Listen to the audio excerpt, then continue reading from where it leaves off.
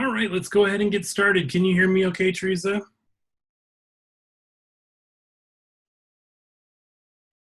Perfect. Okay. Well, welcome to week 3 of our page layout tools course. First of all, as you know, I've got everything graded that was turned in as of yesterday afternoon for week 2, as well as any resubmissions or late submissions from week 1. So be sure and go in and take a look at the grade book.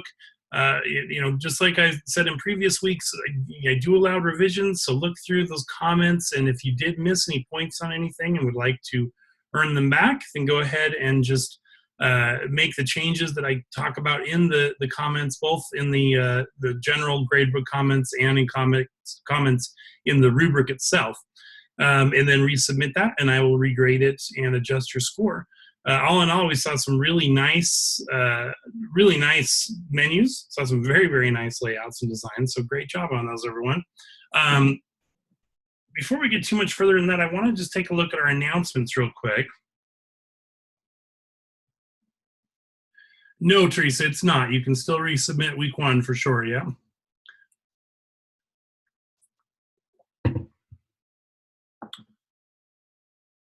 All right. So in our announcements, I have that, first of all, just about the finished grading, but I've also added in there our learning coaches schedule for week 3. So Christy Paulson's going to be available on Wednesday from noon to 7, on Thursday from 4 to 9, and then on Friday from 12 to 5. Remember, you've also got the multi-sessions, not just the one that I do on Thursday at 10, but also the others as well, in which we have the schedule for every one of those multi-sessions in the announcements also. And then remember that there's the Student Success Center if neither of those times work for you, and they're open a lot of the time, so you should definitely be able to find some time that the Student Success Center is open that would work with your schedule. All right. Now, one thing that I have not put in the announcements yet, but I'm going to put this in the announcements. I'm also going to send out an email about it, so everyone just keep an eye on that. But is next week, our class falls on the 4th of July, on Independence Day. So obviously that's a holiday, and so I will be rescheduling next week's live session. I haven't decided for sure when that'll be. It'll probably be on Monday, but I'll put that in the announcements. It'll probably be Monday at the same time that we normally do them, so 10 a.m. on Monday. But I'll put an announcement in later today with that for sure, and let everyone know through an email also. So just keep an eye on that. I'm just making a note for myself to make sure and finish that up today. Okay. Now, let's look over what we are going to be going over in our course this week.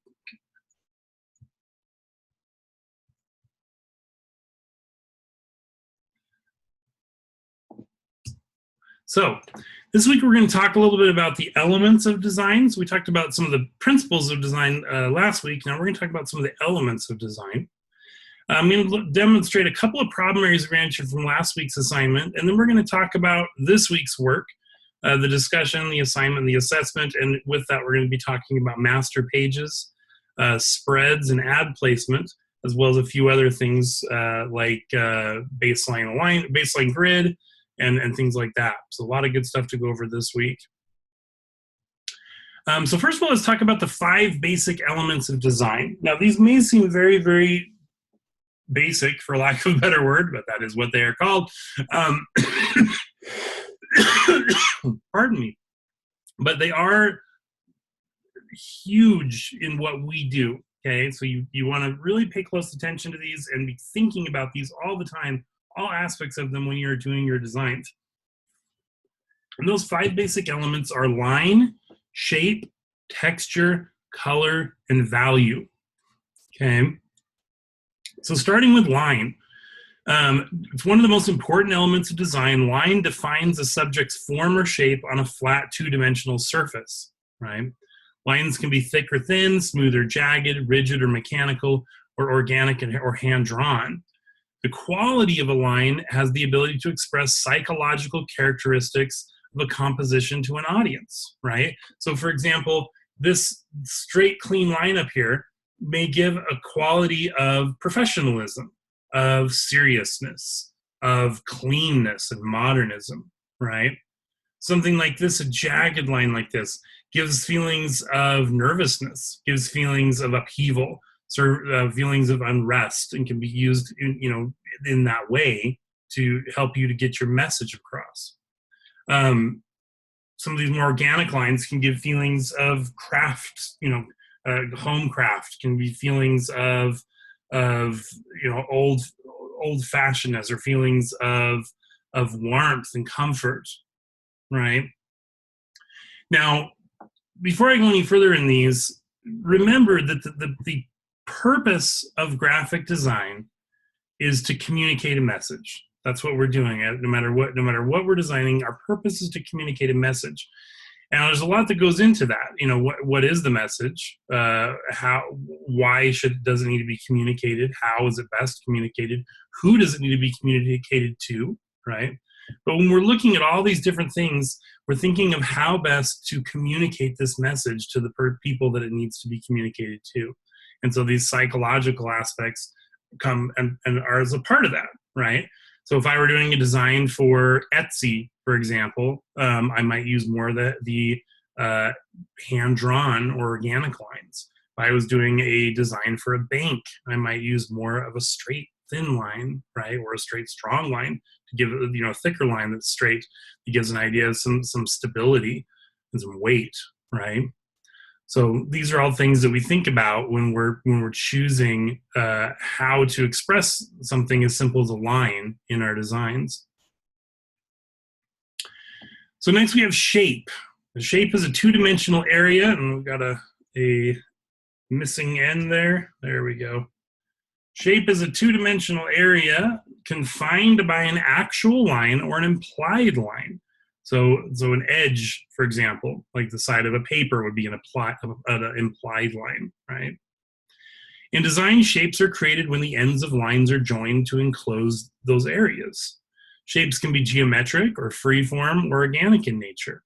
Okay, so we've got the geometric shapes over here on the left, which are defined by rules to create these shapes that we're all familiar with. Or we've got this free-form shapes that look much more organic, like something we might see in nature. And again, what we choose would have a lot to do with what our message is and how we're trying to communicate that. It also would have a lot to do with things like the principles of design. So contrast, for example, if we have a very clean, modern design, we may choose an organic shape to contrast that. Texture. So textures can be actual, like for example, the feeling of the paper, right? If you're doing print design, especially of high-end materials, high-end marketing materials, you'll find that choosing the right paper, choosing the right thing for it to be on, it's actually a big part of the job because we want that right texture, that right feel to it. Or it can be visual. It can be something that's just, in this case, there are photographs that are showing you these different textures. Or it can be lines and shapes laid in certain ways in order to create a feeling of texture. It's the surface quality of an object, the roughness or the smoothness of it.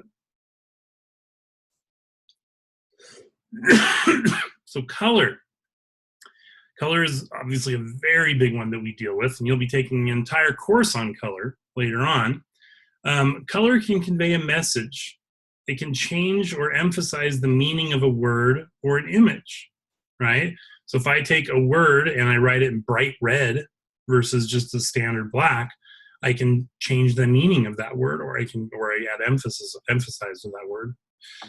In design, color should support the message, whether it is an advertisement, a website, a logo, or persuasive text. We don't put color on just to put it there. We want to have reasons for it. We want to think about why are we choosing these colors.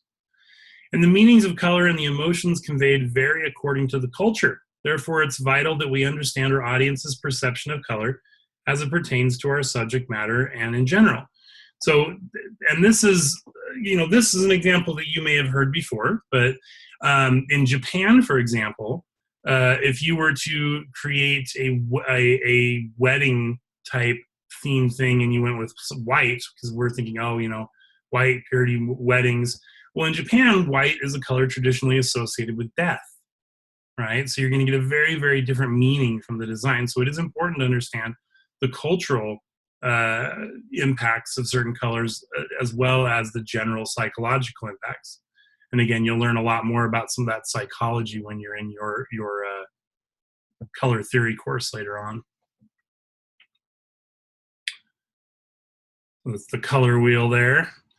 Now, value, which goes hand in hand with color, okay? It can create a mood or tone and piece. It is the it is the darkness, lightness, contrast, right? So it's all three of those things. So we've got different yellows here, for example, of different values of yellow. Some are brighter, some are more muted, some are darker. The contrast between these bright reds or bright colors really and that black background gives a strong, changes the value of these colors.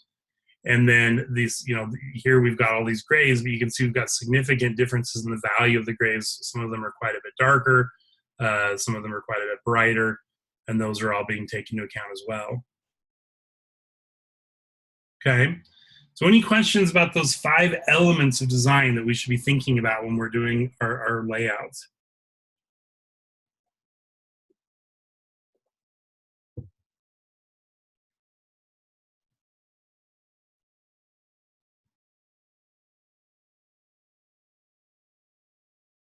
All right.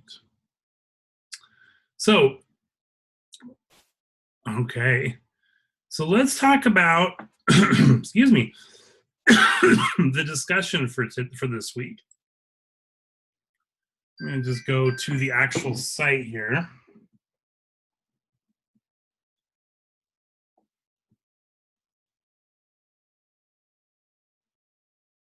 So the discussion this week is called Consistency Counts. When you read through this, it's going to talk again about those principles of design and how they can be used. And actually, real quick before I go on to this, we're going to come back and talk about one other thing, because this is going to be an important one to look at when we are doing this discussion as well, an open-end design for this one. And this goes along with those 5 elements of design that we just talked about. You'll notice that we didn't mention text as one of the elements, but text is something we deal very heavily with, right? But what you need to understand is that we actually did mention text, just not specifically. Text would fall into the category of shape, okay? Now we would use color with text, use tone with text, but the text itself is the category of shape.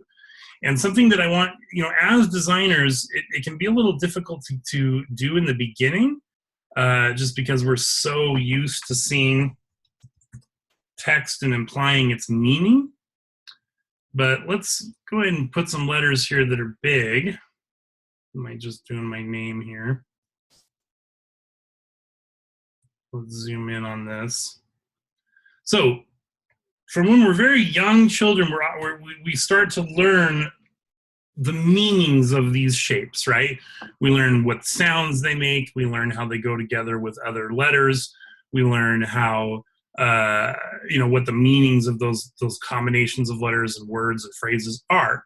And eventually it comes to where we look at these words and we pretty much instantly interpret them without actually having to do a lot of sounding out or things like that. But as designers, we definitely have to be thinking about the direct meaning of the words on our designs, but we have to think about something else too, and that is the shape. All a letter is a shape, right? And these shapes have different qualities, and the shapes can have different qualities depending on the font that we use as well, let alone just the shape of the letter itself. But for example, O's got this soft roundness to it, right? We can contrast that with something like a capital M, where we have these sharp lines and it has this sense of complexity and this sense of strength. where the simple just lines of an L, for example, are just, they're tall and they stand out in contrast from many of the lowercase letters. Now, in addition to that, we've got the text, the shape of a paragraph. So when we're looking at text in our discussion this week, we're looking at different menus and look at the shape of the text as a whole, of how the paragraphs are laid out. And that is also a shape within our design. This is one of the reasons why we don't do all caps in most situations. There are times for that, and headlines and things that can work well, but there's a shape difference, right? The letter J, the word Jason has a shape. It dips down in the front, it raises up in the front, then it drops and has this part that extends out. Where the word Merrill is more, it's more surrounded. We got this tall M and these tall L's. Even the dot on the I kind of slopes the L's down to this valley in between, right? And these soft curves of the R's and the E's that are surrounded by these sharper lines of the ILL and the M. Okay, so those things are things that over time are going to come to you more and more, but I want you to just be thinking about that as we're going in, because these are, words, letters, paragraphs, they are shapes, and they do have the same psychological impact on our pieces as any other shape would do, in addition to the actual meaning of the words when you read them. So anyway, it's going to talk about some more about those principles of design, and then also about the basic elements of design that we just talked about. So read all this background, and when we get down to the prompt, it asks you to go to a website. Now, yesterday, I got a couple of emails from people, so anyone who ran into this, their site was down yesterday, but it's back up again, so don't worry. They will probably just have some sort of temporary server problem. But you're going to go to the site, and they've got 35 different menu designs here. You can click on them and see them bigger. It's got a lot of different approaches, but all very well designed menu designs, okay? So you're going to go there, and you're going to look through the menu art, and you're going to choose an example that illustrates either powerful or poor use of the elements of design. Then you're going to embed the image in your post, and the video's been posted here again on how to embed images. Then you're going to discuss your evaluation of the menu. If there excuse me, if there should have been more design elements, what should have been added, where and how? If you feel the elements were used appropriately, describe which elements were used and how they added to the unity and overall appearance of the menu. Okay. Now, talk about the elements of design, where they were, and also talk about the principal design, contrast, repetition, alignment, proximity. How are they using these things in these menus, or how should they be using these things in these menus in order to make a well-designed menu? Okay. So just like with our previous discussions, we need to have an initial post that is at least 150 words, and it needs to be done by Wednesday at 11:59 p.m. And then we have 2 follow-up posts, which are responding to your classmates' posts. Those need to be at least 50 words and need to be done by Saturday at 11:59 p.m. So any questions at all on the discussion for this week?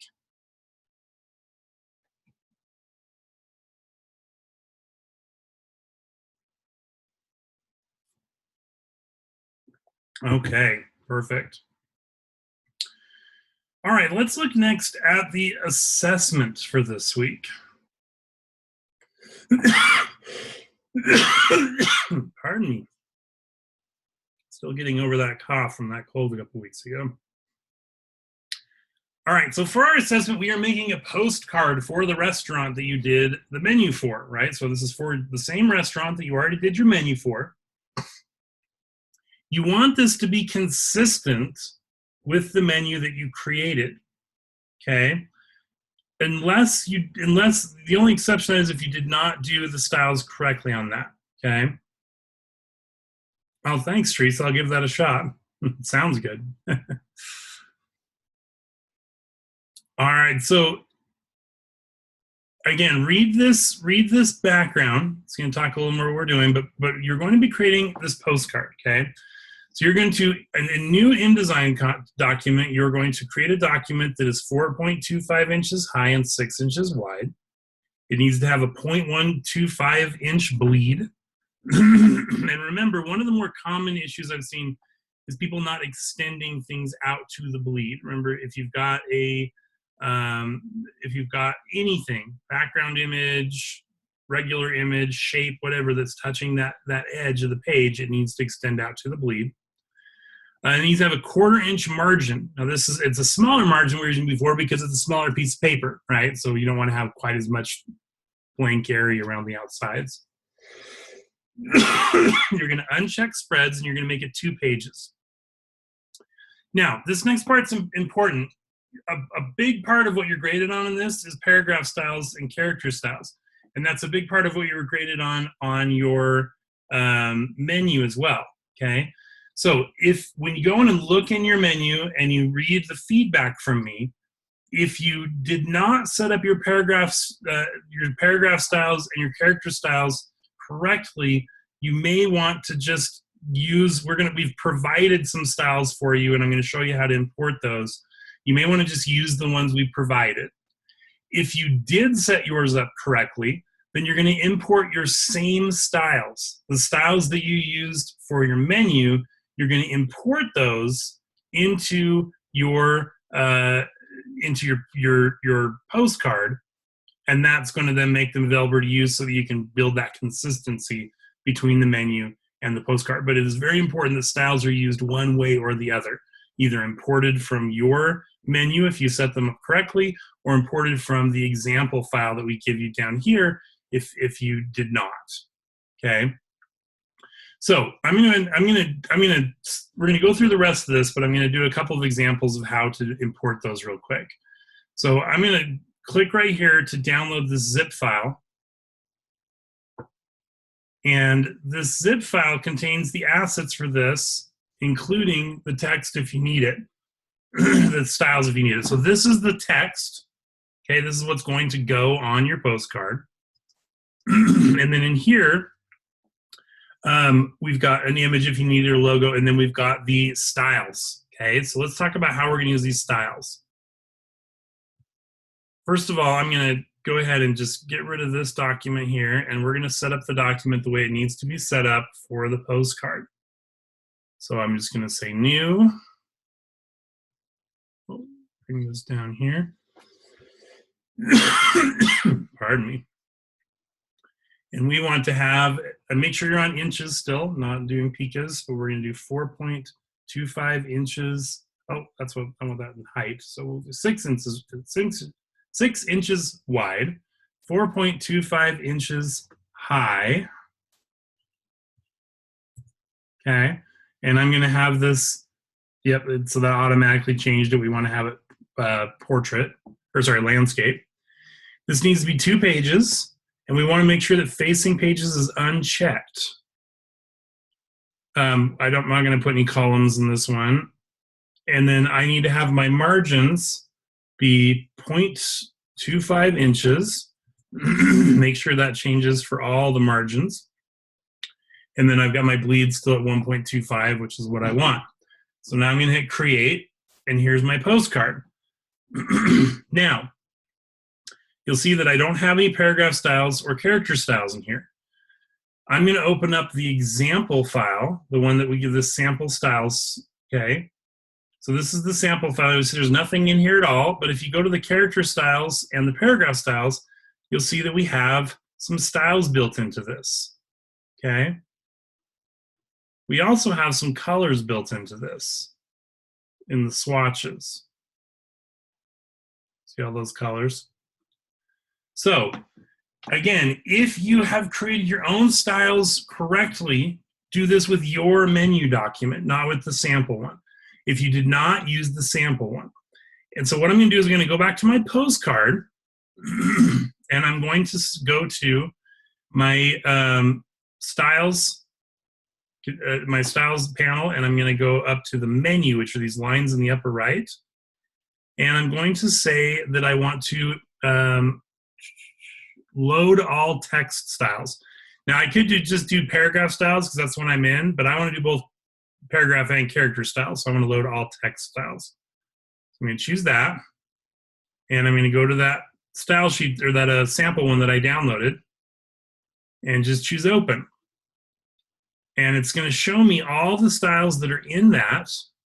And I'm just going to say, okay, I could uncheck ones if I didn't need them, but I'm fine here. So I'll just go ahead and say, okay.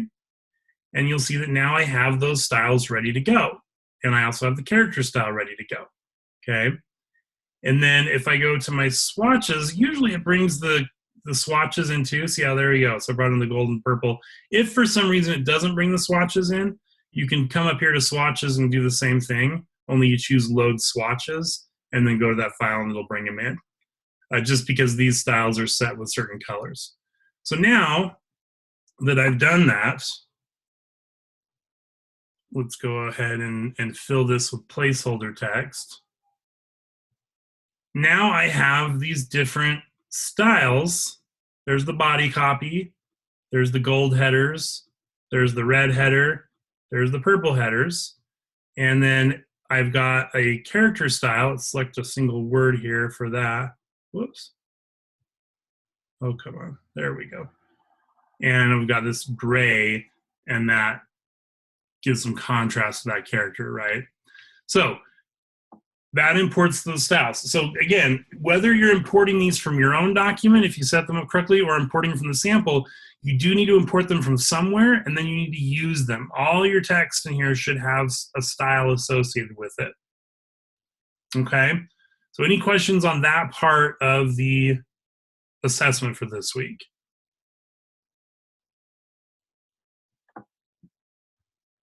Okay. So coming back over to our instructions, it says often importing style sheets will import necessary colors as well. If they don't come in, follow it with the swatches panel like I showed you. Place one of the menu item photos from your project on page 1, filling the space from edge to edge. Okay, so you want to go all the way out to the bleeds, or you can use the photo that we supplied. Either way, so you can use the one from your menu or the supplied one. So let's say that I'm going to do this. I'm going to come here. I'm going to create a frame that goes all the way from my bleed to my bleed, fills this entire area within the bleeds. And then I'm going to go to File, Place, and I'm going to use this image since I don't have a menu one that I did. And let's go ahead and fit the content, or let's fill the frame with the content. Okay. So just something like that for the cut for the front, and I've got my back page back there too. And then, using your character and paragraph styles, add a headline. Buy one, get one half off on the photo. You may change the color of the text so it's suitable for this design. Okay. So again, you've been supplied with the text. It's all here in that download you do. Okay. On page 2, insert the copy provided. Apply your paragraph. So just to be clear, on page 1, you've got the image, and then you have a headline. And that headline is buy one, get one half off. And that's also in your download. So that's it for the first one side of the postcard. Then you're going to turn it over. And on page 2, you're going to use the copy, and you're going to use your paragraph and character styles. And just to be clear, copy is an industry term for text, just so you know. We'll say, I'm going to provide you copy. They mean I'm going to provide you with the words. So then you're going to use your character and paragraph styles and other elements from your menu to help match it, to get it to work well with your menu or with these provided samples if it wasn't loaded right on the menu. Add a logo to either side. The logo can be on the front with the picture, or it can be on the back, or both sides, however you want to do it. It's not going to be mailed. It's going to be handed out. So you don't need to have a stamp space, an address space. You can use the entire space for your layout. Okay? But be thinking about the principles of design. Be thinking about the shapes. Be thinking about proximity, keeping things that go together, right? And then you're going to name it, and you're going to package it. So that's been a big one. You know, we're still getting quite a few of them that aren't packaged. So definitely be sure to package it like I demonstrated in week 1. And then zip it and upload that zip file. Okay. So that's the full assessment for this week. You're making that postcard. Any questions at all on the assessment for this week?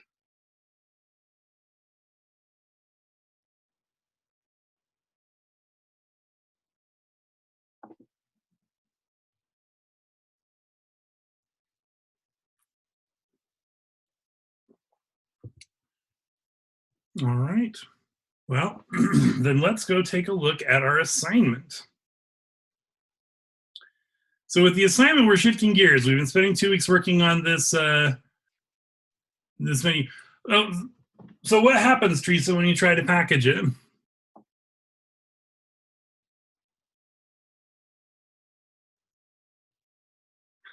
Okay, so one thing I want to be clear on, because I think this has thrown off a few people, and tell me if this is the error you get. It may not be. You might be having a different issue with it, but one that I've had some of. If I were to come and try to package this right now, it's giving me an error. Is this the one you get right here?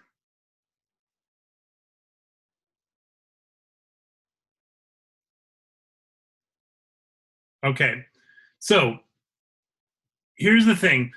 That's important to know about, and when you're working, if you're doing this professionally, you're going to have to take care of it. And so if you get help from the Student Success Center to take care of it, then that's great, because it is definitely a good thing to know. The reason it's giving me that error, just so everyone knows, is because I'm creating this as a print project, which means that my color space is CMYK, but this photo that I used is as RGB. So in order to get rid of that error, I need to convert that photo to CMYK. Now, I did that in week 1 live session, so you can see an example of it there if you want. However, this is the thing I want you to know for now. It won't stop you from packaging it right like this. And for this class, I'm not going to deduct any points if you haven't changed that image to from RGB to CMYK. You'll do that. You'll get more proficient with that as you move forward through the classes. And so you definitely, eventually will want to be doing that. And if you want to start doing that now, then by all means, go for it. But watch this. All I have to do is click package, and it's just going to go through the rest of the process. It needs me to save it first, and then it'll package it up. So that warning, that error is more of a warning. It's saying, just so you know, this is going on. But if you just say package and ignore it, it still works just fine. The place where you would run into a problem is if you sent it off to a printer, then it might not look exactly the way you wanted because the picture was an RGB color space. Does that make sense? So for this class, if you want to ignore that and just when you're packaging it, I'm totally fine with that. But if you want to fix it, then you're more than welcome to do that too. And it is a quick fix. All I do is go to the links, look at any images I have, and come down here, and if the color space says RGB, I know that's the problem. I can do a right click on my link up here, and a right click on a Mac, if you're on the Mac, is just clicking the trackpad with 2 fingers at the same time. And then I'm going to go to Edit With, and I'm going to go to Photoshop, and it'll go ahead and just open that picture, that JPEG in Photoshop for me.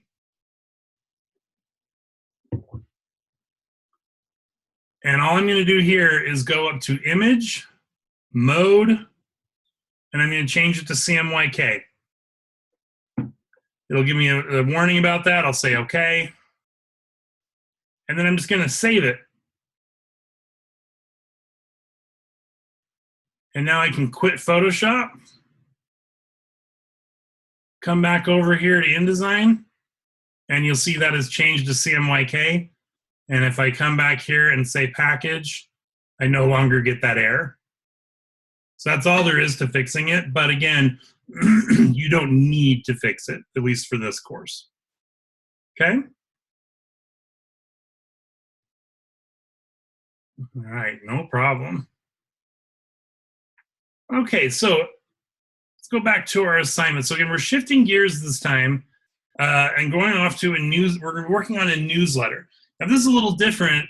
So far you've been creating your own design. In this one, we really want you to practice with the tools. And one of the best ways to practice with the tools is try to replicate an existing design. So you're going to be recreating, I should say, a newsletter. We're going to provide you with that newsletter and with the parts of that newsletter, and then you're going to recreate it. But there are a couple of specialized things you're going to utilize when recreating this newsletter.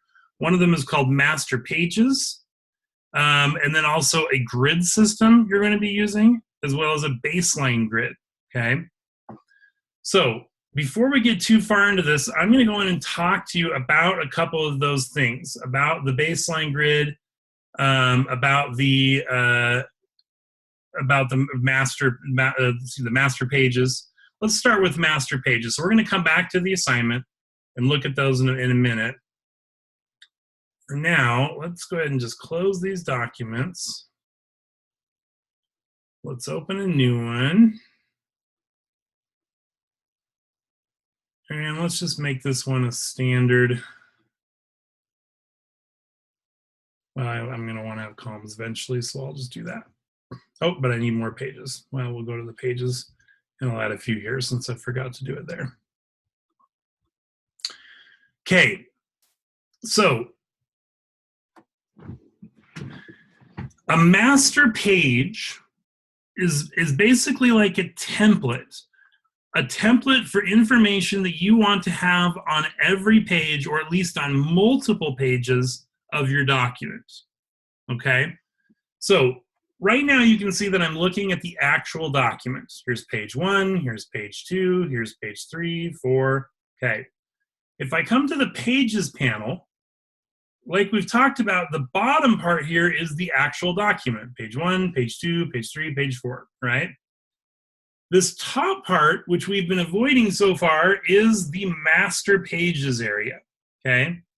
Now, before we go on and do anything with it, I want you to notice a couple of things. One, notice that up here, this is labeled A master. We've got none, and then we've got A master. Now also notice that down here, all of my pages in the document have an A on them, okay? So by default, when you create an InDesign document, it automatically creates a master page called A master. And then it automatically applies that master page to every page in your document. Now, as it is, that doesn't actually do anything because the A master page is blank. So that's not going to cause any issues. But let me show you how to use a master page and what it actually does. So in order to edit a master page, all I have to do, these pages over to the right here are the images for the labels on the left, okay? So this one here is the A master. So I'm going to come to this second one here, and I'm going to double click on it, okay? So I've double clicked on that, and you can see this says the A master lit up. Now, out here in this main area, it looks like nothing happened, right? But watch this. If I try to scroll up and down, you can see there's only one page now. I don't have all 4 of my pages anymore. The reason why is I'm not actually looking at my document anymore. I'm not looking at these 4 pages. I'm looking at this A master page. Okay, does that make sense so far?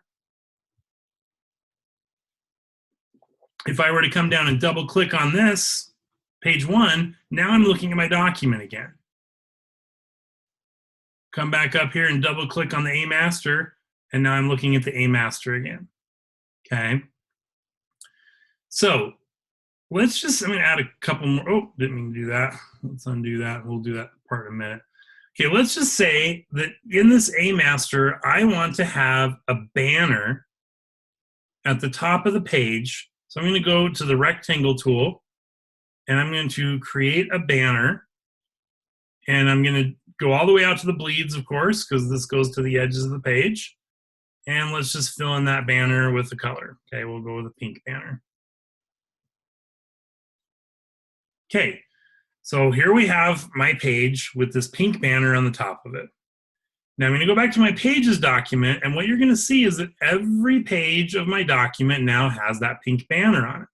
See, if I come back here, I'm going to double click on page 1 so that I'm looking at my document again. Now that banner is there on every single page. And notice I can't move it, I can't rotate it. If I go to the layers panel, it doesn't show that there's actually anything on this page yet, because it's basic. I've essentially changed the underlining principles of the page, right, by using a master page. So it's not like I just drew this banner on page 4. I set it up so that page 4 was a white paper with a banner on the top of it before you even start drawing anything. Does that make sense?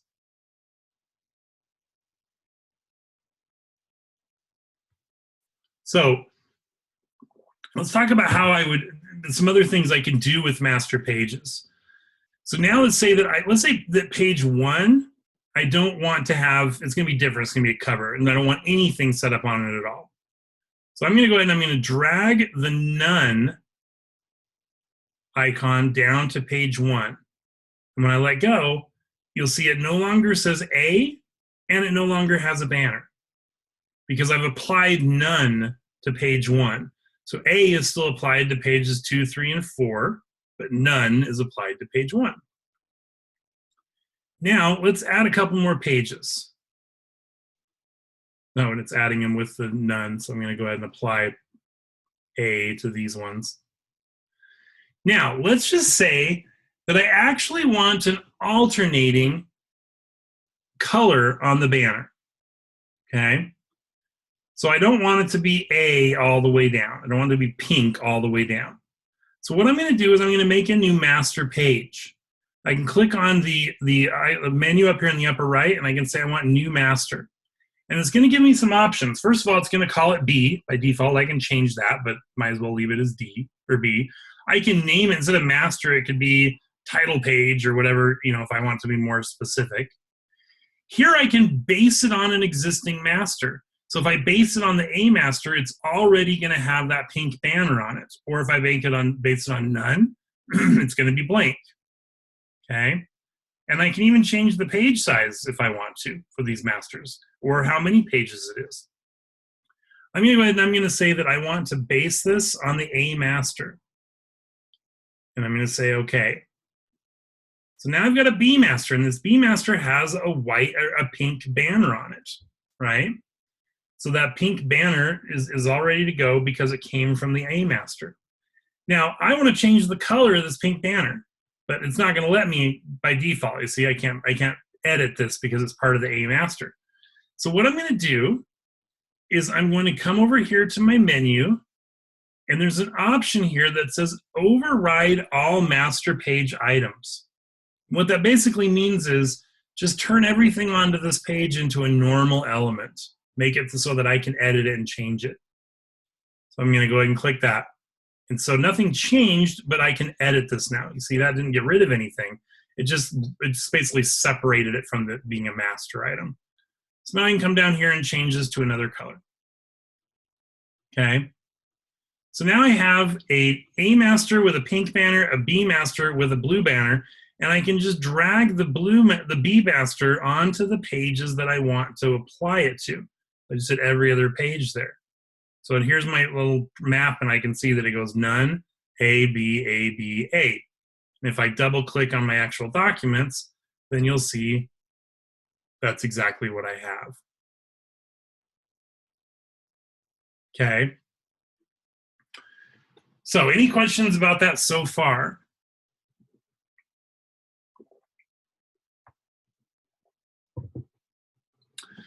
So then you may ask yourself, why use master pages? Well, the reasons for using master pages are pretty similar to the reasons for using character and paragraph styles. One, they save you a lot of time. If there's something that you know is going to be on 2 pages or 3 pages or 4 pages, you might as well just do it on 1 page and then apply that page to the other ones, so you don't have to do it over and over and over again. 2, it allows you to be more consistent.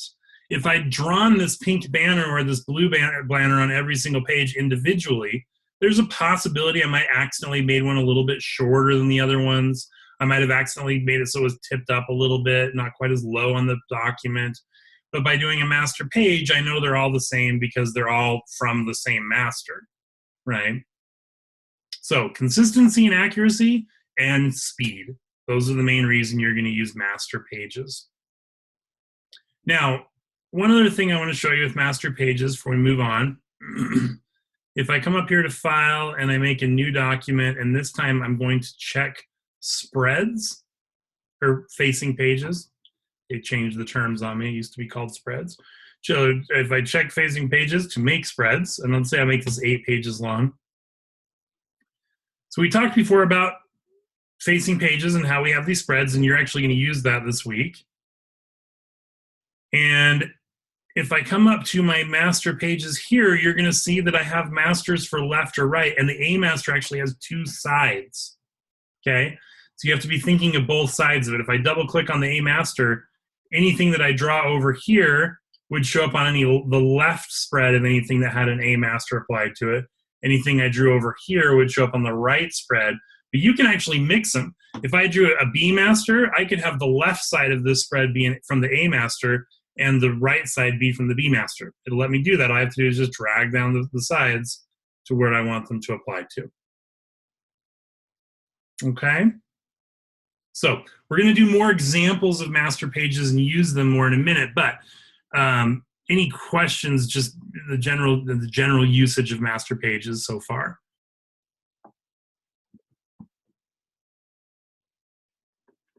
All right. So let's talk next then about baseline grids. Oops, didn't mean to do that. Let's make this have 3 columns. Let's make it 1 page. Okay. So I'm just going to set up a basic outline, layout for an article, let's say. So I'm going to come here and I'm going to make a text box like so. And then I want this text box to link with the other 2. Remember we talked about linking text boxes last week. So I'm going to click on this little white box near the lower right, and I'm going to draw a second text box here. And just because I want it to be the exact same size, rather than draw another one, I'm going to hold down Option and drag over a copy of the second one. And then I'm going to link by clicking this square in near the lower right, and then clicking that third one. So now I've got these 3 all linked together. We'll just come in here and insert some placeholder text like so. Now, I'm going to put an image on here. I'm going to make an image frame. Excuse me. And I'm going to come and place an image. We'll go ahead and just use this frittata, I guess. And let's go ahead and fill the frame proportionally.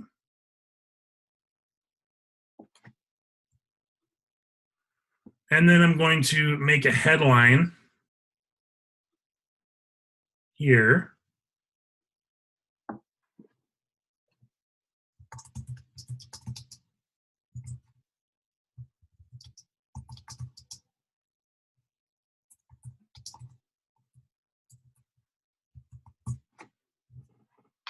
Let's go ahead and boost up this size quite a bit.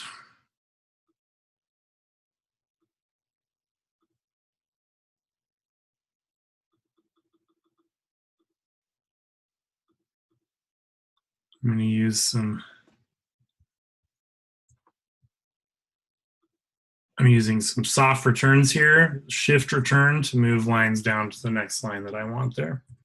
Okay, so here I have a basic article layout, right? And it doesn't look that bad the way it is. There's some formatting things that I would change, but there's one thing on here that someone who had not done this class before or done this professionally would probably not even notice, but that's psychologically making a difference and making this not look as good as it could. And it's what's called the baseline alignment. So do you guys remember in week 1, you remember, Teresa, in week 1 we talked about the baseline? You remember what that is, the baseline for text? We talked about it specifically with leading. So the baseline, I'm going to open Illustrator just because it actually shows an actual line there, so it's easier to make sure that we're visualizing accurately what it is.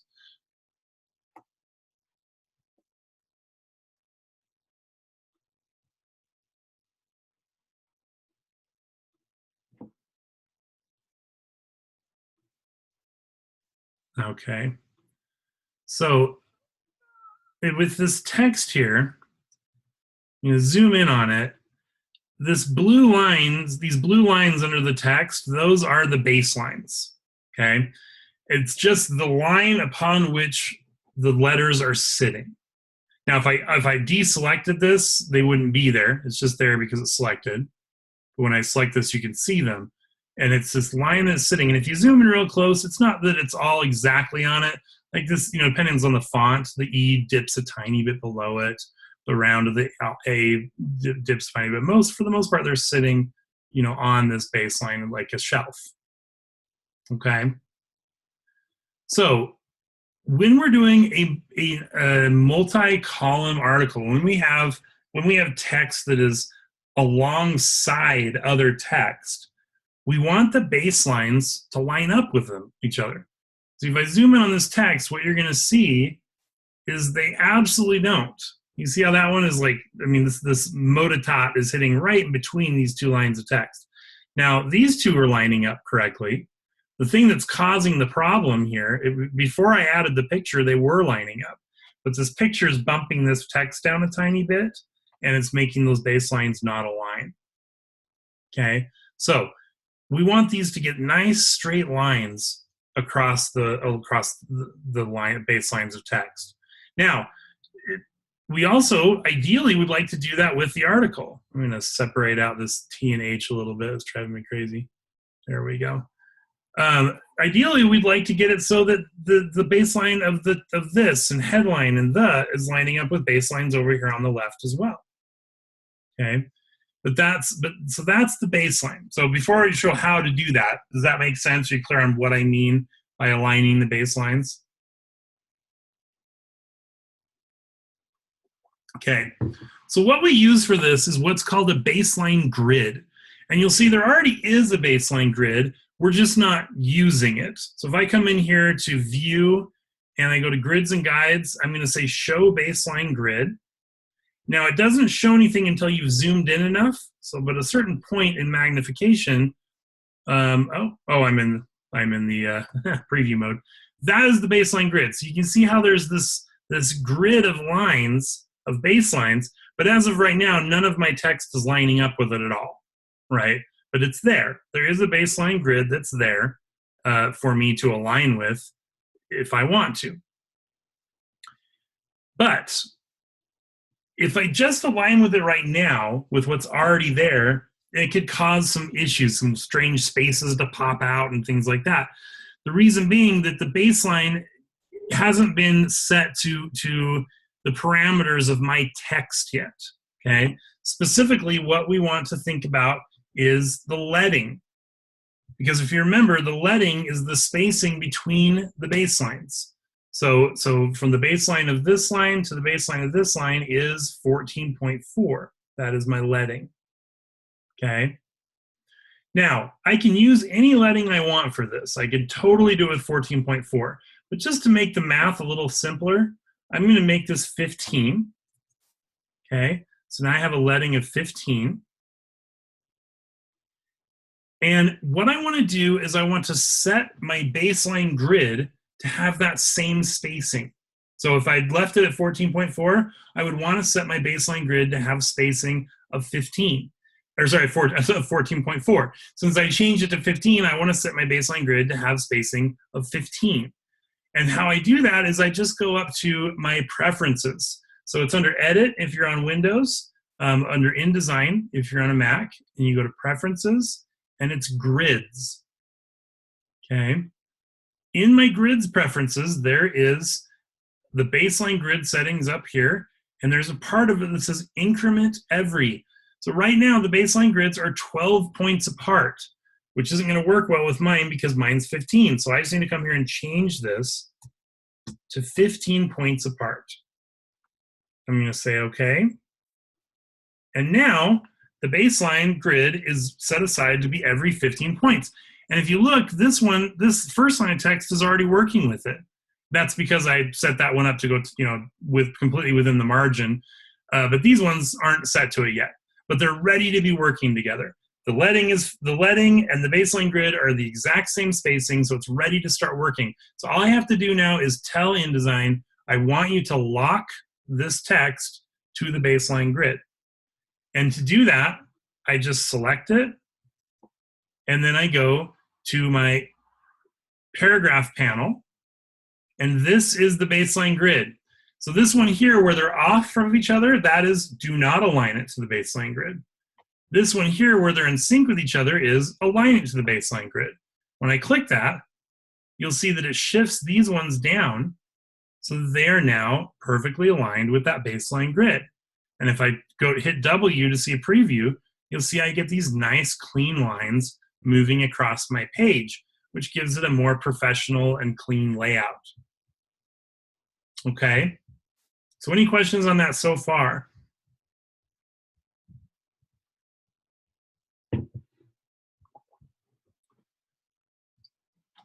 All right, now that setting does go into the styles. So let's say that I were to select this, and let's say that I make a paragraph style out of it. And I'm just going to call this style body text. Let's call it body, actually. And now, if I go and look at this style, part of the style says indents and spacing, and you'll see there's something set here that says align to grid, and all lines is checked, okay? That's what tells me that part of this style is to align it to the baseline grid, okay?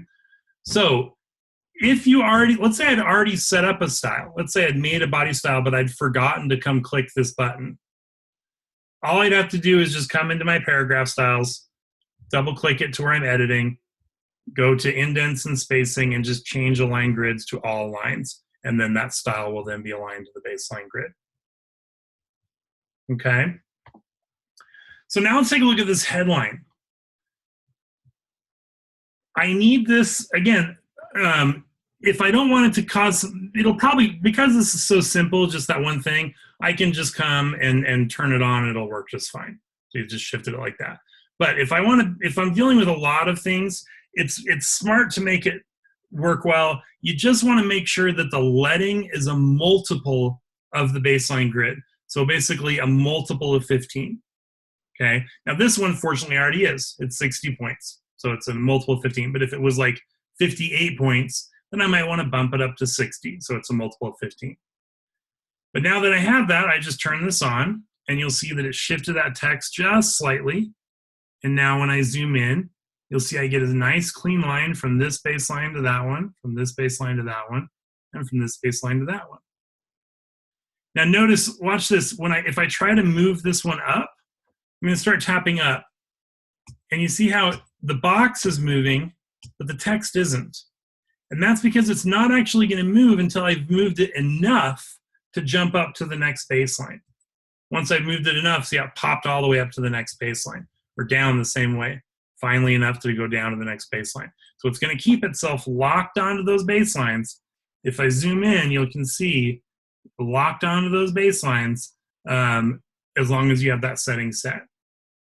And that's going to help you to get some really nice alignment and nice clean layouts, and it's very automated. There's really not much you have to do. You just have to set it up. Okay? So those are baseline grids. Any questions on baseline grids? Okay. Well, let's go ahead and take a 15-minute break then. And then when we come back, we'll keep looking at things we're going to need for this assignment, and I'll do a little bit of demonstration for the assignment as well. Okay? Let me just set a timer here. Oh, bring that down.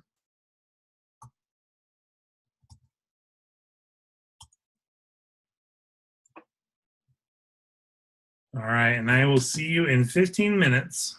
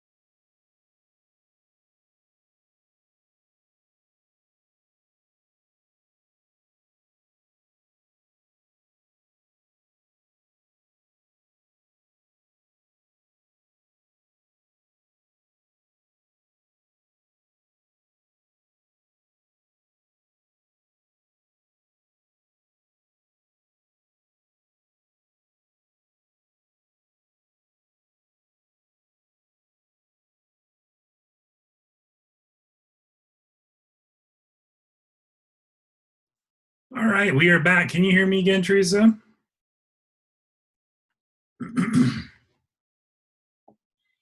Okay, perfect.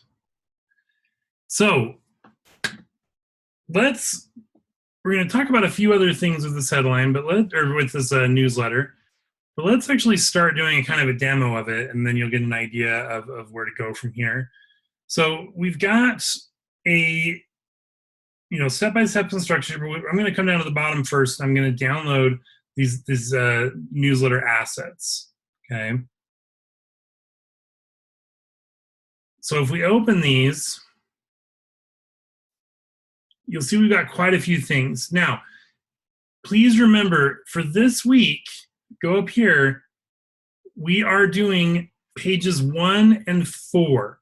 Okay. It's right here. It says page 1. And then down here is page 2 and 3 will be addressed in week 4, so leave them blank. So don't worry about those for this week. We're doing pages 1 and 4. So in here, I've got several different article texts. There's cyber aware tips, healthy snack eating, bunch of images. I've got the header. Okay. And then I have a mock-up. So this is what it's supposed to look like. So you're going to utilize this when you're doing the design to make sure that yours looks the same way. Okay. And I'm going to demonstrate several of the things on pages 1 and 4 today, and then we'll look at pages 2 and 3 next week. Okay. I'm going to pull this off to the side and pull this off as well. And let's start laying this out. So I'm just following the instructions step by step that are in the guide as I lay this out. So I'm going to create a new InDesign document. On this InDesign document, I want this to be 8.5 by 11. I want this to have 4 pages. Okay. I want it to have facing pages. So I'm going to check this. I want it to have 3 columns. I want it to have a gutter. So the gutter is the space between the columns, and I'm going to customize this to 0.25 inches. So it's going to have a little more space between the gutters than is the standard. I want my margins to be 0.5 inches on the top, left, and right. So these are different. So I'm going to do 0.5 and leave that checked so they all change to 0.5. Then I'm going to uncheck that because on the bottom, I actually want it to have a margin of 0.75. Okay, different one down there on the bottom. And let's see, I believe that is all the, yep. So if we come over here, you'll see that all of those things I just did are in this description right here under create and a new InDesign document. Okay. Now, I'm going to go ahead and I'm just going to hit create. Okay. Now, you'll see that I have page 1 and then the spread for pages 2 and 3, which again we'll be doing in week 4, and then page 4, which we'll be doing this week. Now, the next step talks about the master page construction. Okay. So these things we want to have on the master page. We want to have the folio. The folio is this section down at the bottom where it says Student Matters, has the month and the year, and has the page number, and then has this line across the bottom. Okay, so we're gonna put that in the master pages. It also should have the baseline grid set in the master pages. And it should also have style sheets set up. I mean, that doesn't actually have to be in the master pages because they'll be everywhere, but we want to set up some style sheets. Okay. So I'm going to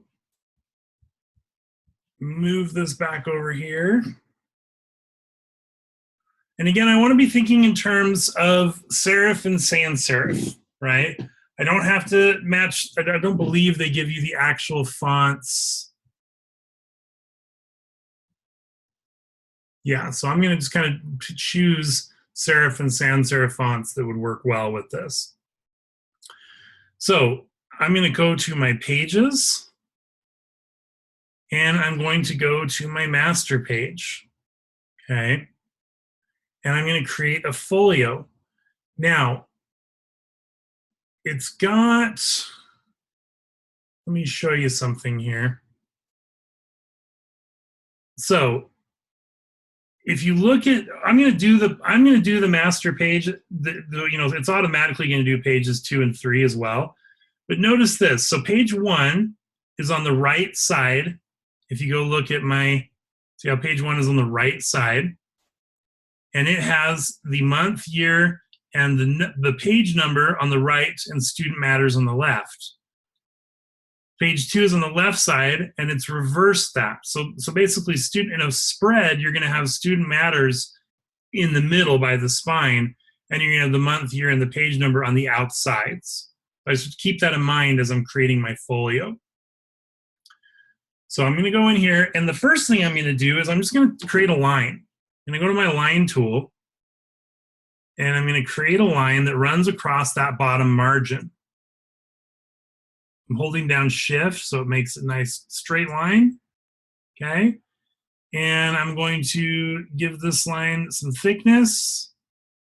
I'm just looking at the example to kind of get an idea, maybe 5 points.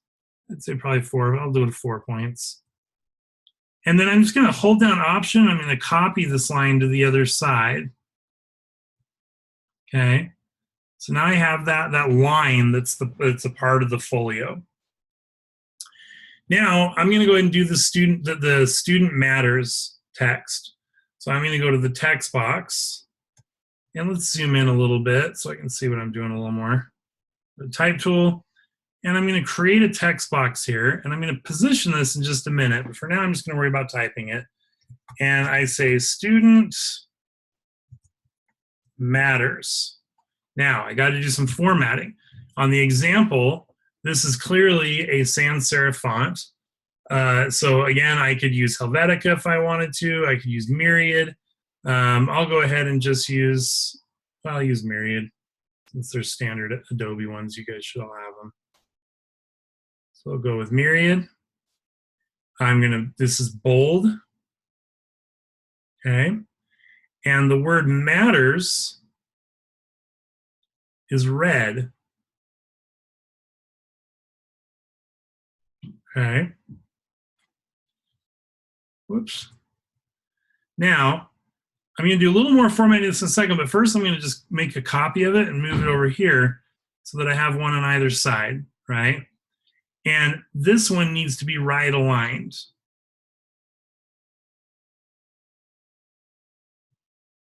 So you'll see that in the spread, it always aligns to the inside, okay? Now I'm going to do some real fine tuning here on my placement. And I'm going to show you another tool in InDesign as I do this. When I select this text box, up here in the control panel, are you familiar with the XY grid from geometry around high school? Okay, great. So anyone watching the video that may not, it's very simple. It's just direction or just distance. So this upper right corner of this page is 0x and 0y. X is the measurement to the right from that corner. Y is the measurement down from that corner. So a spot around here might be like 3 inches X and 2 inches Y, okay? So right here you can see I have an X and a Y. That is my positioning. So if I select this, I can see that this text box is currently 8 inches X and 10.58 inches Y. Now, it's a pretty big text box, so the next question is what part of it is that? Well, that's what this grid over here is for. These 9 squares represent the 9 points of this text box: the upper left, the upper center, the upper right, the center left, the very center, the center right, bottom left, bottom center, bottom right. So right now, the white one tells me that this measurement is looking at the center left, or sorry, center right of that box.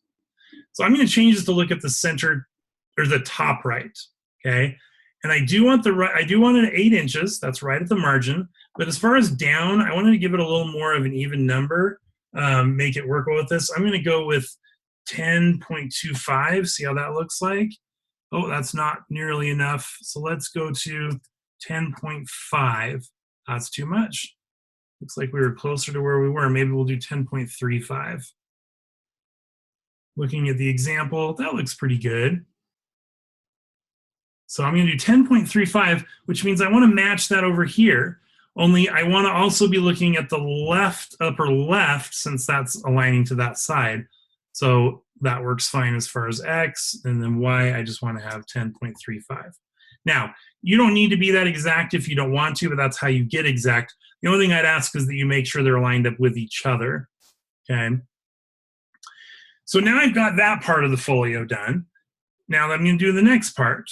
And in order to do that, I'm actually just going to copy this over so that I have a text box all sized and everything and ready to go. And I've made sure those are all aligned. And I'm going to left align this one. So it's on the outside. And what I want to have is the page number on this left side. I want to have the page number and then a dot, a period. Well, it's not a period, it's a circle like in the middle, and then the month and the year. So first of all, time to change some formatting. This isn't bold. So I'm going to go to regular. It also is a serif font. So I'm going to go back to Minion Pro, regular. And I'll just delete the text that's there. And the first thing I need is a page number. Now, I don't want to, because this is a master page, I can't just type that this is page 2, because then it'll put page 2 on every single page. But InDesign has automatic page numbering. So what I'm going to do is I'm going to go to Type. I'm going to go to Insert Special Character.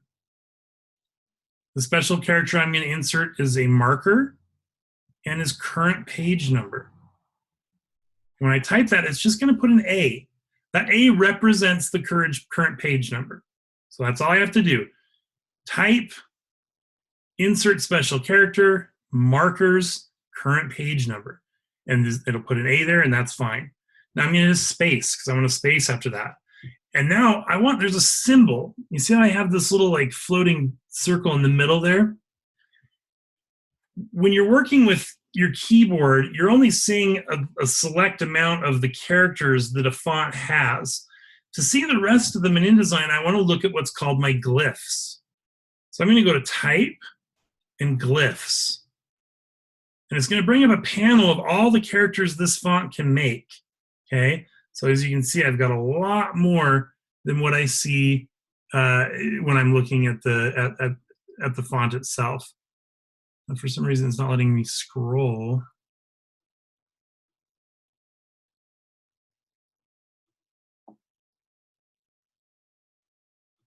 Why aren't you letting me scroll? Well, I'm going to have to troubleshoot mine, but you can go in here and see if you can find a glyph. Or if you're on a Mac, it's Option 8 is what makes that circle. See that? Or if you're on a PC, try Alt 8. That might work. But otherwise, go into those glyphs, and you should be able to scroll and find that circle. All you do is double click. So if I'm in here, Type and Glyphs, and I find the one I want, all I do is just double click on it, and you'll see that it places it. But yeah, I am not sure why on earth. There we go. Now I can scroll. That was very strange, but I can only scroll that far. Oh, it's only letting me scroll to the selected one. That's an interesting bug. Anyway, I can go down here, and I'm going to have to select a lower one every time. If yours is having the same problem, that's all it seems to be. But there it is. There's my circle. So I would just double click it to insert it, but I'm not going to worry about it now because I've already done Option 8. Or you can, if you're on a PC, try Alt 8. That may also work. So I've got that circle there, and then I need the month and the year. So I'm just going to say, we'll go with June 2017. Okay. Now I'm going to copy this. I'm going to hold down Option or Alt if you're on a PC. I'm going to drag it over, or you can just use copy and paste, either way. But make sure you're lining them all up with together. And then I'm going to right align this one. Okay. And so you'll see now I've got my complete folio. I've got these black lines. I've got the student matters aligned to the spine, and then I've got page number, and then month and year. Oh, and they actually, so actually I need to change this. On this side, they always want the page number on the outside apparently. So I'm just gonna get rid of that beginning.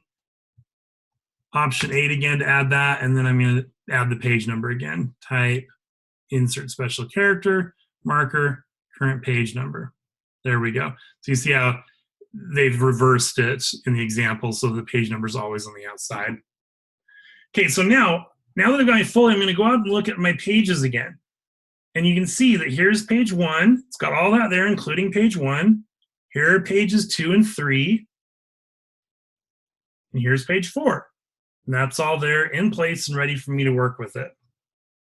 Okay, so let's go back to my master page. And the next thing I want to do is I want to set up some styles. Well, I'm not going to worry. I'm going to do styles actually after, but I want to set up a baseline grid. Okay. So for this baseline grid, I'm just going to choose. I'm going to decide ahead of time what my leading is going to be for my body text. And looking at it, it's a bit spaced. So I'm going to go with that 15 points again. So I'm going to come in here to preferences, and I can change this anytime I want. But I'm going to go to grids. And I'm going to change this to a 15-point increment. And now I've got a baseline grid set across the whole thing. So now I go back to my first page and my last page, and I'm going to start working with what I need to insert here. One thing I need to insert is my banner. Now, because I don't want to cut off any of the banner at all, I'm going to make a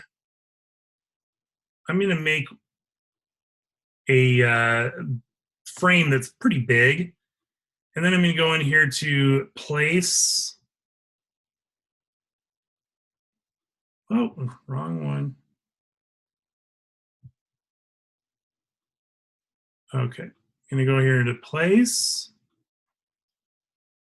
And I'm going to find my download. And I'm going to place into this my header. Okay, and then I'm going to come up here and I'm going to use the one that says fit frame to content. That'll just pop that frame in to fit it to the banner, and I'll just shift this banner up where it needs to go. Okay.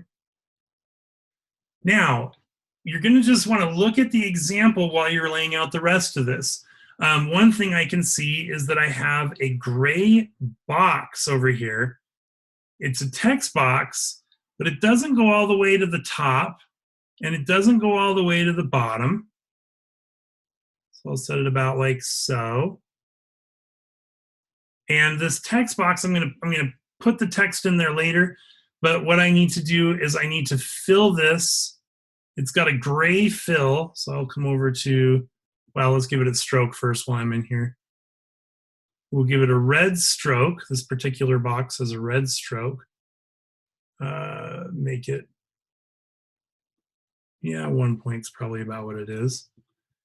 And then I'm going to go to my colors, and let's go to CMYK, and let's just give it a, well, let's not do CMYK. Let's go to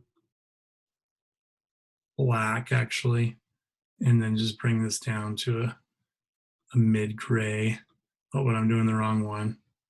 There we go. Now I've got to reset that. I'll probably lighten that gray up. Actually, I'll definitely lighten that gray up. You can get an idea for a starting point. Let's go back to that gray and let's make it quite a bit lighter, maybe 25%. That looks pretty good. So you can see if I go back to my example that I have that there. Now, there's a few things I'm going to want to pay attention to. A lot of these we've already done, so I'm not going to worry about some of these. I'll lay out some of it, but time-wise, I want to make sure I'm giving you the stuff that we haven't done so far. Okay. So, but remember, we want to set up styles for the headlines and for the body text. Let's go ahead and put in a text box here for the headline. Okay. And the headline is How to Succeed in a Difficult Class. Now I'm going to select this and I'm going to change it to a sans serif because the headline is sans serif. I'm going to go before the succeed and I'm going to do a shift return because it's down on a line like that. It's also bold, so I'm going to change this to bold. Gotta remember to get rid of the space before in. And I'm going to increase the size significantly. And it looks to me so that the S goes a bit over into the second, not quite halfway over into the second column. Looks like the C is about in the column gutter. So that looks about right for that. And I want to make sure I have a little space above it. So I'm going to just use my arrow key to shift it down from that banner a bit.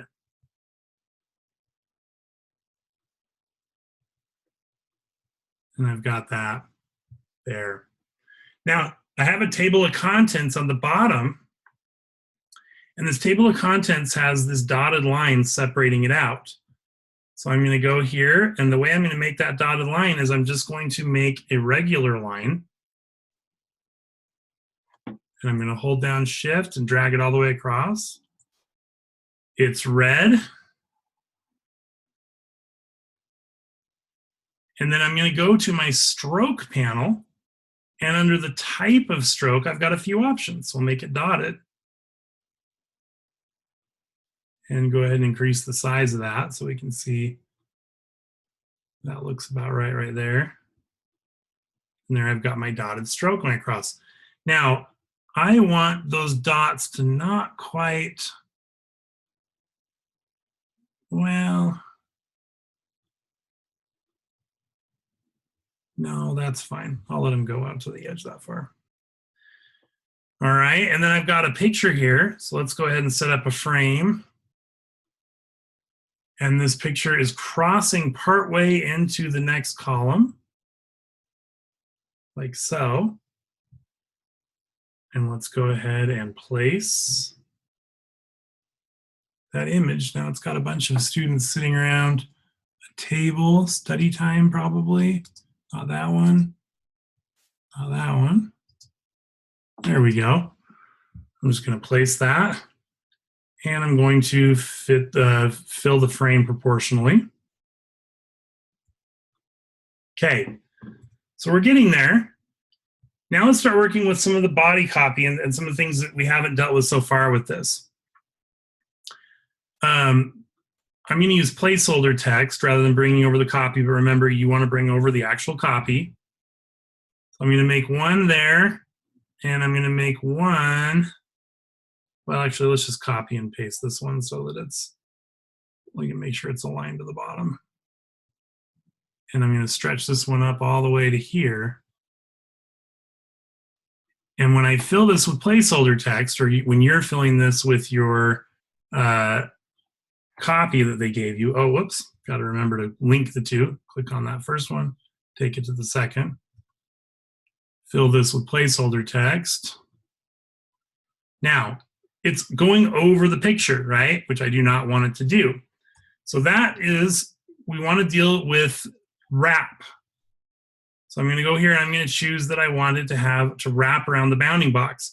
But the other thing I don't want the text right up against the side of the picture like that. So here, let's go to wrap options actually. Let's undo that. I'm going to go to Window, and I'm going to go to Text Wrap, okay? And this allows me to add padding, okay? So I can say I want to make sure that the text never gets any closer than 0.125 inches to the side of that text, to the side of that picture, I should say. And you'll see how that's pushed that text away from the picture now and made it nice and readable. Okay, does that make sense? You clear on how to do that, to use that text wrap to push it away?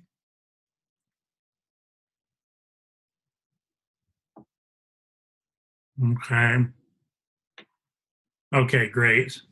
So now a couple of things. Let's work on. Let's make my style. I would first of all I'd make a headline style because I'm going to use it in other things. So let's just do that while I'm here. I'm going to select this.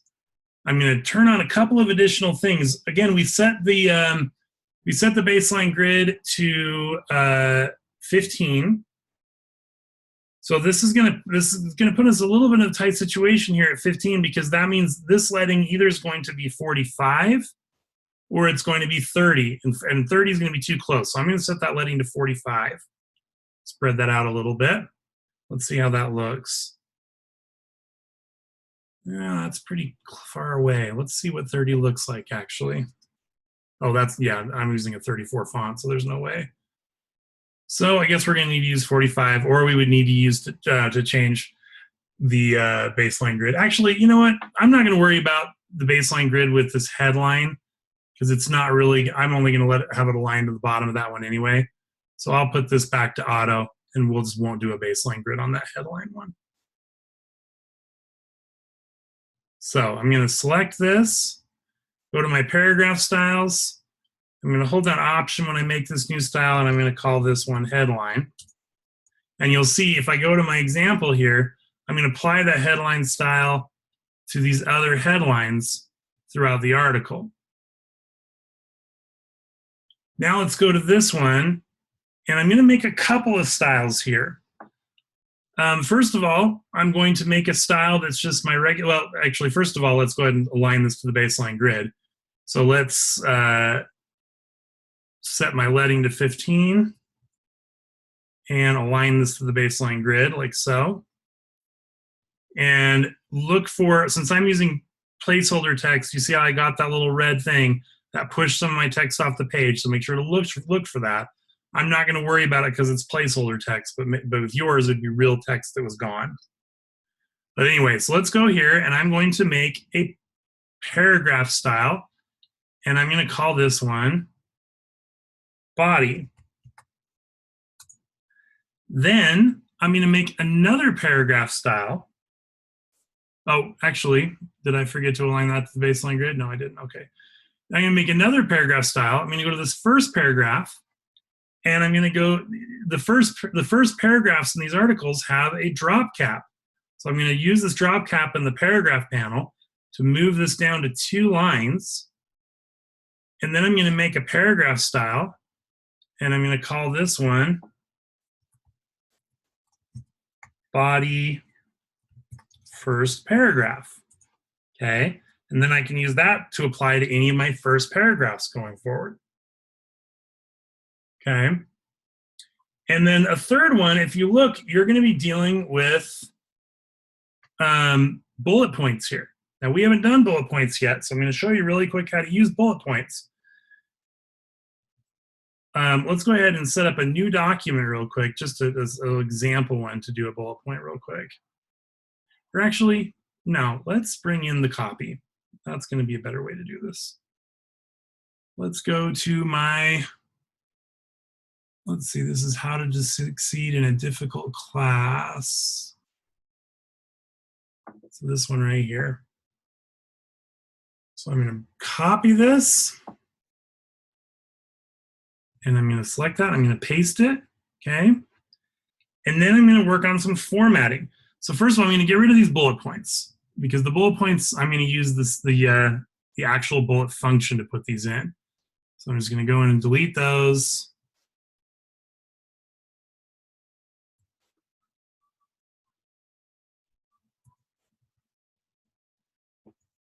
Now notice I'm running into a problem.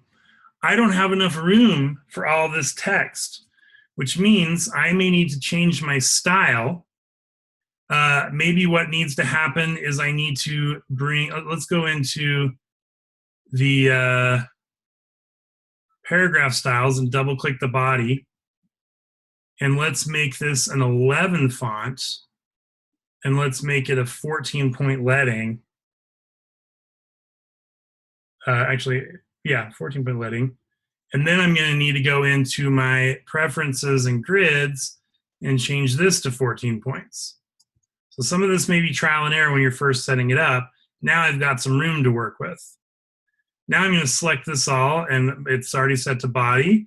But now I'm going to select the first paragraph and do body first paragraph. Oh, forgot to make the change on that one too. So let's double click on that. Go to my formats, and again, we need to go to 11 and 14, and that'll bring that down. Okay, so going back to my example, you'll see that I'm going to go into these bullet points here, right? So what I'm going to do, oops, let's bring the example over here so I can look at it while I'm working. I'm going to select the parts where the first bullet point starts with talk. So I'm going to select all this section here, it ends with outcome, and I'm going to go up to type, bulleted and numbered lists, and I'm going to apply bullets, and I can do numbered lists the same way. Okay, and that has applied these bullets. Now, I'm not liking what some of these bullets have done. And I'm guessing that has to do with the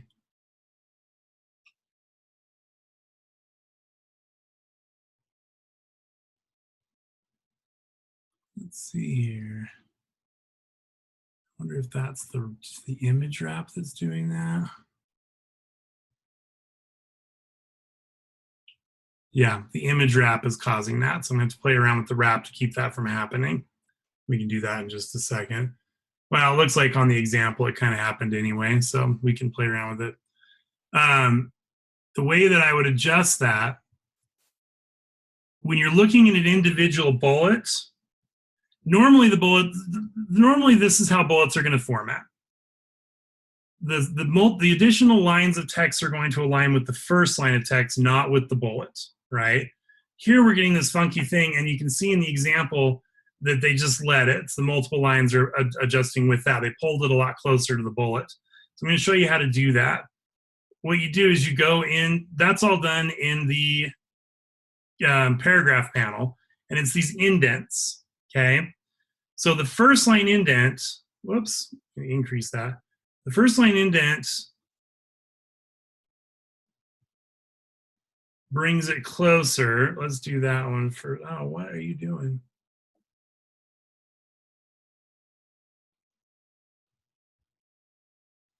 Well, I am not sure what they did with that formatting on that example with this, I'm going to be honest. What I'm going to do here, I'm going to fake it then. It looks like that actually may be what they did.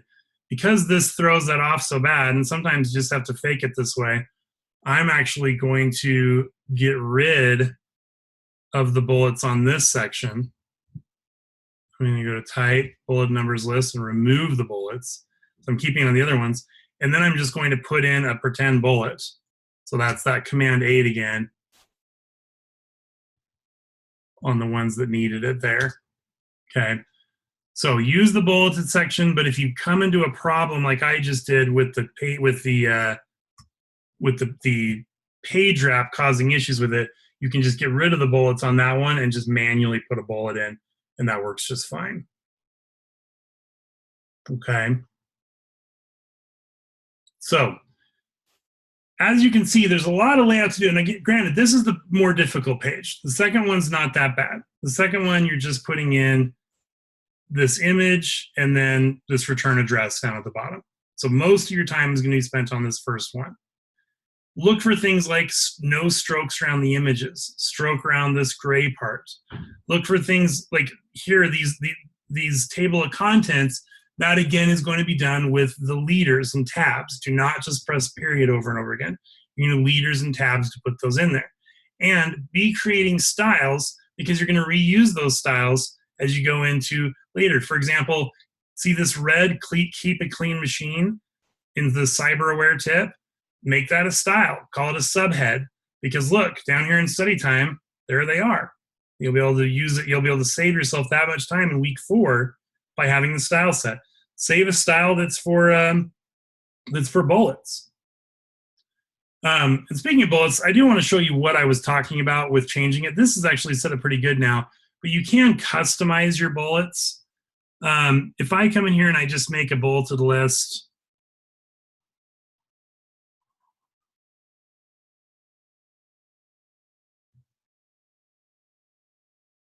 And again, this is the same for numbered lists, but I'm just using bullets as the example. I can customize how the bullets are interacting with the, like how far away it is from the bullet and where the bullet lines up by using these indents controls. So if I come in here to the paragraph panel, and if I change this, you see how that's moving the bullet to the right? So let's say I wanted the bullet slightly indented. Then I can move this, and I can move the bullet closer to the text. And by a combination of the two, I can get the bullets exactly the way that I want them to be. Then what I can do is save this as a style. So let's say this is my bullets style. And then when I'm doing other bullets, all I need to do is apply that style to them.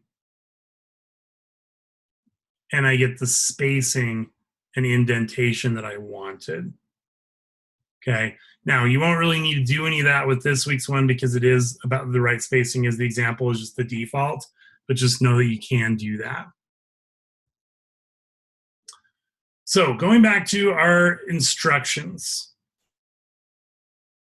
So page one, it's got to have the title, they call it the flag, the header there, the heading, the table of contents, and you got to use the tabs and leaders there, the feature article and the sidebar article. Skip pages 2 and 3. On page 4, put the graduation ad on the top half. On the bottom half, use it as a mailing panel. And then you want to remove the page number or anything because it needs to be mailable. So, and we already went over that. How I'm going to do that is I'm going to go to my pages and I'm just going to apply none to page 4. And now page 4 doesn't have the folio, so I can just put in my the things that need to go there. Just come in here and create a big old frame, place my PDF. Where are you, PDF? There we go. Fit that to the frame, or sorry, fit the frame to the content, I should say, and just shift that up to my margins. And then I'm just going to use the text in that same download. You have mailing panel information, and as you can see from the example, that's just going to go right down there.